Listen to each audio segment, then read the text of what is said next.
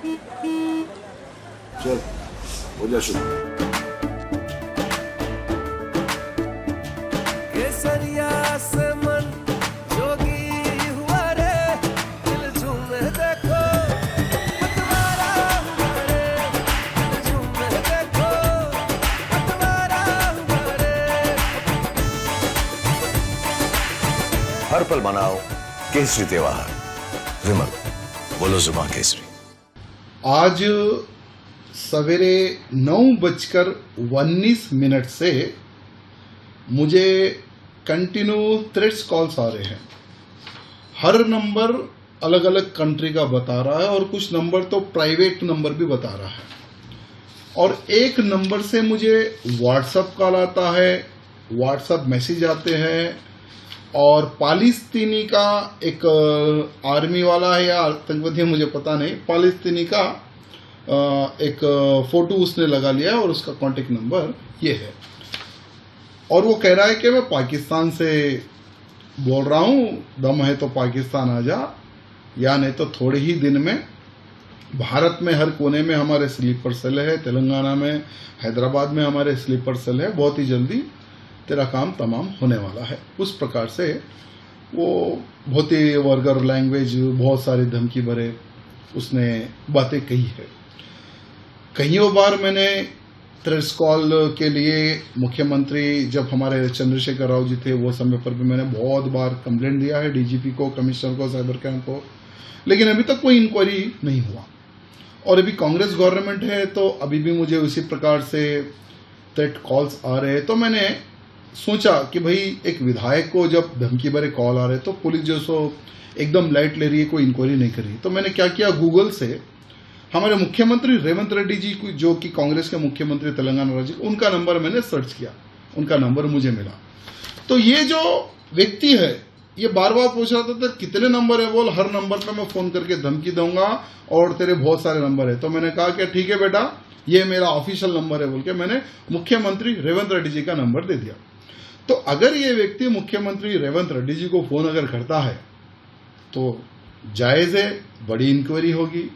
एक मुख्यमंत्री को थ्रेड आना, फोन धमकी भरे आना, तो एक बड़ी इंक्वायरी होगी। तब तो भी कम से कम ये व्यक्ति कौन है अरेस्ट होगा, ये व्यक्ति किस कंट्री का है पता चलेगा। अगर रियल में ये एक आतंकवादी है तो इसके कितने चेले चपाटे भारत में, तेलंगाना में, भारत और हैदराबाद में छुपे हुए, तब पता चलेगा। इसलिए मैंने सोच के हमारे मुख्यमंत्री का नंबर इसको दे दिया। अब आगे जो कार्रवाई होती है वो देखेंगे। सर, ये आप मुख्यमंत्री जी का नंबर दिया था जो हम आपको कॉल कर रहे थे, आपने क्या है ये? देखिए, वो कंटिन्यू मुझे व्हाट्सएप कॉल कर रहा था और कह रहा था कि तू डरपोक है, हम तुझे इंडिया में घुस के मार देंगे, बहुत सारे हमारे स्लीपर सेल है वगैरह वगैरह, बहुत सारी वो बातें कर रहा था। तो मैंने कहा था ठीक है बेटा, ये नंबर तो मेरा है, ये ऑफिशियल है, चल ब्लैक कर रहा हूँ, मेरा और एक नंबर तेरे को दे रहा हूँ, उस पर भी दम है तो उस पर कॉल करो बोल के मैंने मुख्यमंत्री जी का नंबर दे दिया। मुख्यमंत्री जी का नंबर देने का मेरा उद्देश्य ये था कि एक विधायक को धमकी भरे फोन आ रहे, कोई एक्शन पुलिस तो नहीं ले रही, कम से कम मुख्यमंत्री का अगर हम नंबर दे देंगे, अगर उसको धमकी भरा फोन जाएगा तो कम से कम पुलिस एक्टिव होकर जो लोग धमकी दे रहे उनको पकड़ेगी। वो सोच के मैंने हमारे मुख्यमंत्री जी का नंबर दे दिया है उनको।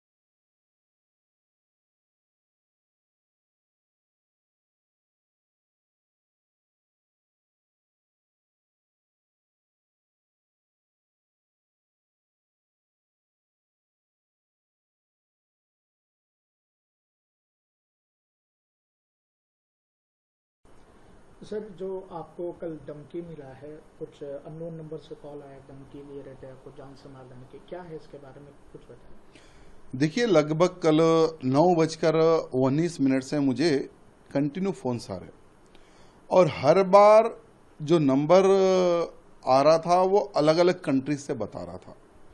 और हमने फ़ोन रिसीव किया। हमने समझा कि बहुत सारे मुझे जो मेरे दोस्त हैं, जो मेरे मित्र हैं, जो भारत से जो अदर कंट्री में सेट हो गए हैं, वो लोग भी मुझे फ़ोन करते हैं जस्ट फ्रेंडली, और वहाँ पर क्या चल रहा है, अपने भारतीय लोग कैसे रहते हैं, उस विषय पे चर्चा होती है।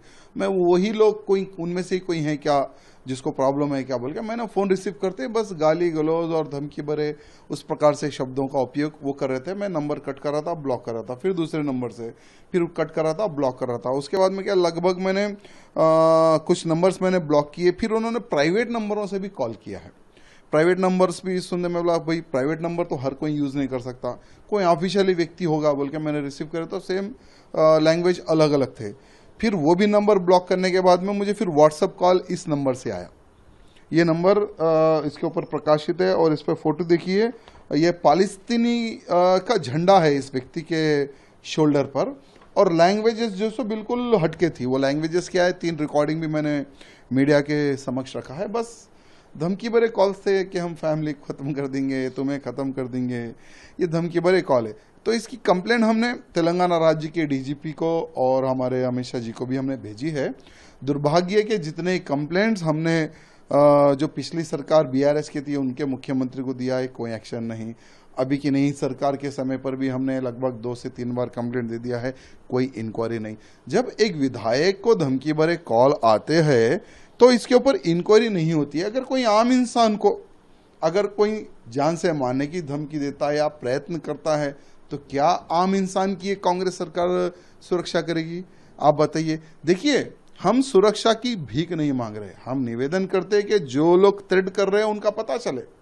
और एक बात है, हम किसी को छेड़ते नहीं, अगर हमारे पास कोई आए तो हम उसे छोड़ते भी नहीं। ये हमारा इतिहास रहा है और सरकार से निवेदन है कि अगर तुम कुछ नहीं कर सकते हो तो उनके एड्रेस हमें दे दे।